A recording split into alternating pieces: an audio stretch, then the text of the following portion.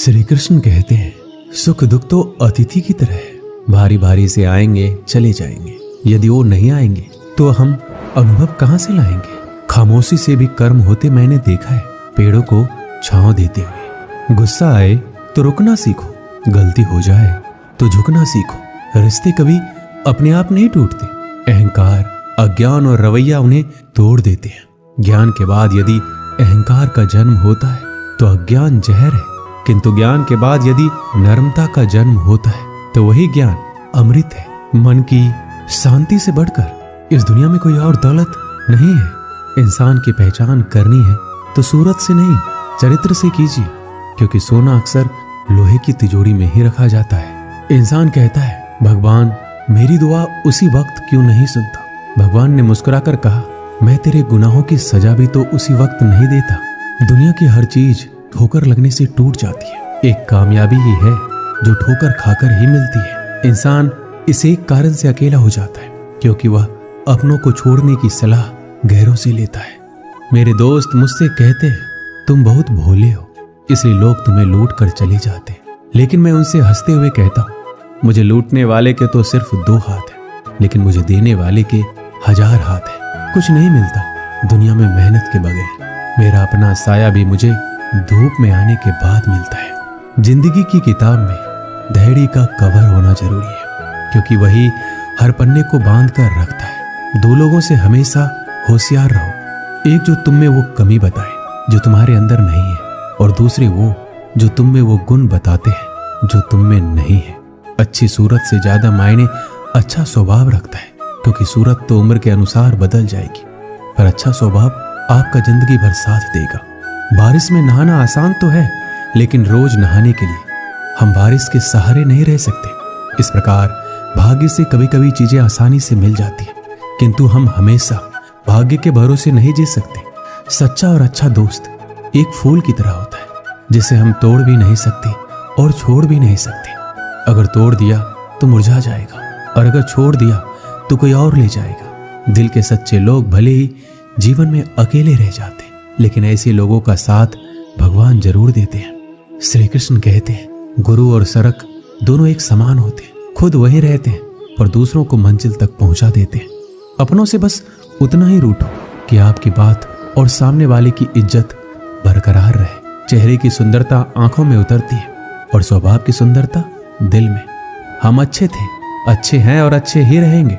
फिक्र वो करे जो बोलते कुछ है, करते कुछ है, दिखते कुछ है और होते कुछ और है। अच्छा वक्त सिर्फ उसी का साथ देता है जो कभी किसी का बुरा नहीं सोचते। किसी को इतना भी हक मत दो कि वो फैसला करे कि कब हंसना आपको है और कब आपको रोना है। अपने वो नहीं होते जो तस्वीर में साथ खड़े होते हैं, अपने तो वो होते हैं जो तकलीफ में साथ खड़े होते हैं। चेहरा चाहे कितना भी सुंदर हो, अगर जुबान कड़वी हो तो लोग मुंह फेर ही लेते हैं, क्योंकि जुबान की सुंदरता चेहरे की सुंदरता से कहीं ज्यादा बढ़कर है। हर सूर्यास्त हमारे जीवन में एक दिन कम कर देता है, लेकिन हर सूर्योदय हमें आशा भरकर एक नया दिन दे जाता है। इसलिए सदैव बेहतर की उम्मीद करें। यदि कोई आपसे दूरी बनाना चाहता है तो ऐसा करने दीजिए, नहीं तो आप उससे जितना नजदीक होने की कोशिश करेंगे वो उतना ही दूर जाता जाएगा। माता पिता पर उतना ही विश्वास रखो जितनी दवाइयों पर रखते हो। थोड़े बेशक कड़वे हैं पर आपके फायदे के लिए है। आशा और विश्वास कभी गलत नहीं होते, ये हम पर निर्भर करता है कि हमने आशा किससे और विश्वास किस पर किया है। निकले हम दुनिया के भीड़ में तो पता चला कि हर वह शख्स अकेला है जो दूसरों पर भरोसा करता है। परेशान ना हुआ करो सबकी बातों से, कुछ लोग पैदा ही बकवास करने के लिए होते हैं। सपने देखने वाले सो जाते हैं और सपनों को जीने की ख्वाहिश रखने वालों को आंख बंद करके भी नींद नहीं आती। लोगों को खोने से मत डरो, डरो इस बात से कि कहीं लोगों का दिल रखते तुम खुद को ही ना खो दो। श्री कृष्ण कहते हैं, भक्ति और भरोसा इतना रखना कि संकट हम पर आए और चिंता भगवान करे। अपनी गलती को तुरंत स्वीकार कर लेना और दूसरों की गलतियों को नजरअंदाज कर देना, यही सकारात्मक सोच की दिशा में पहला कदम है। शस्त्र केवल शरीर को घायल कर सकते हैं, किंतु शब्द आत्मा को भी घायल कर देते हैं। कोशिश करें अच्छा बोले, अच्छा सुने और अच्छा व्यवहार करें। अच्छी नसीहतों का असर आजकल इसलिए नहीं होता क्योंकि लिखने वाले और पढ़ने वाले दोनों ही यह समझते हैं कि ये तो दूसरे के लिए है। मुझे पागलों से दोस्ती करना पसंद है, क्योंकि मुसीबतों में कोई समझदार काम नहीं आता। मिट्टी के घरों में लोग खड़े होते हैं, औकात में भले ही छोटे मगर इंसानियत में बड़े होते हैं। जरूरी नहीं कि जिनमें सांस नहीं वो मुर्दा है, जिनमें इंसानियत नहीं वो कौन सा जिंदा है। जिंदगी गुजारने के दो तरीके हैं, जो पसंद है उसे हासिल कर लो, या फिर जो हासिल है उसे पसंद कर लो। दो लोगों को जिंदगी में कभी नहीं भूलना चाहिए, एक जिसने तकलीफ दी हो और दूसरे वो जिन्होंने तकलीफ में साथ दिया। रंग में भी इतने रंग कहां जितने रंग बदलते हैं आजकल के इंसान। संस्कार किसी विश्वविद्यालय में नहीं मिलते, घर के माहौल में ही मिलते हैं। अकेले कमाते हो और पूरा घर खाता है तो घमंड मत करना, ऊपर वाले को धन्यवाद करना कि इस भले काम के लिए भगवान ने आपको चुना है। दिल में हो जज्बा कुछ कर दिखाने का तो जलते दिए को भी आंधियों का डर नहीं होता। जो दिखता नहीं है वो बुनियाद होती है, वो चाहे ईश्वर हो, संस्कार हो या विचार हो। कभी सोचा है पानी से जुदा होकर मछलियां क्यों मर जाती है? क्योंकि उन्हें नहीं मालूम था कि किसी की नजदीकियां पहले आदत, फिर जौहरत, फिर जिंदगी बन जाती है। भाषाओं का अनुवाद हो सकता है, भावनाओं का नहीं। कभी कभी कदर और एहसास के लिए जरूरी है कि कुछ वक्त उससे दूर रहा जाए।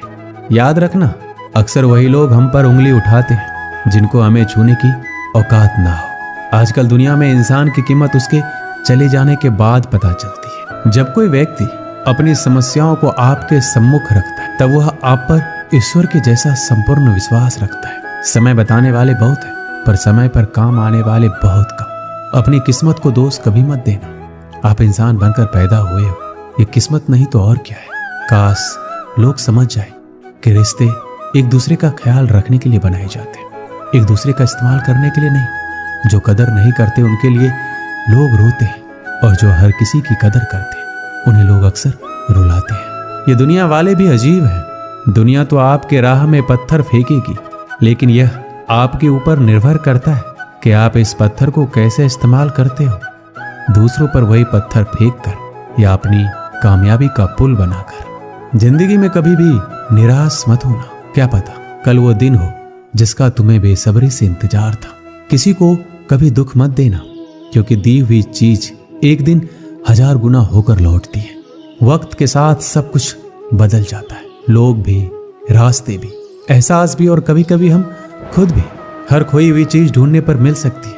विश्वास एक बार खो जाए तो क्या दोबारा मिलेगा? कैलेंडर हमेशा तारीख बदलता रहता है, पर एक दिन ऐसी भी तारीख आती है जो कैलेंडर को ही बदल देती है। इसलिए सब्र रखिए, वक्त हर किसी का आता है, बस मेहनत करते रहिए।